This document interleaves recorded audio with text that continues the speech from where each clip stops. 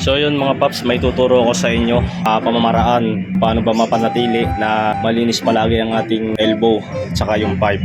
Unang-una, kukuha kayo ng basahan, tapos kukuha kayo ng langis. Kahit pinag-change oilan, pwede yun. So pupunasan natin siya ng langis dito. Ayan, mula dito sa ilalim. Ayan, mula dyan sa ilalim hanggang dito, hanggang dito sa dulo. Ayan, so kung mapapansin nyo, wala naman siyang kalawang, di ba? So yan yung isa-isa yun sa mga technique na ginagawa ko para hindi sa kalawangin. So i-maintain nyo lang palagi na ganyan ang ginagawa nyo. So take note, bago nyo siya patakbuhin, kailangan patuyuin nyo muna yung langis na inilapat nyo dito sa elbow at saka sa pipe.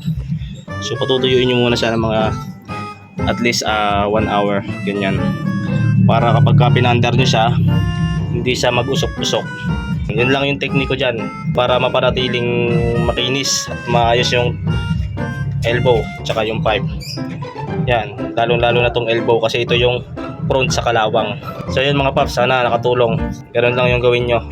So yun mga paps, hanggang dito na lang. Peace out.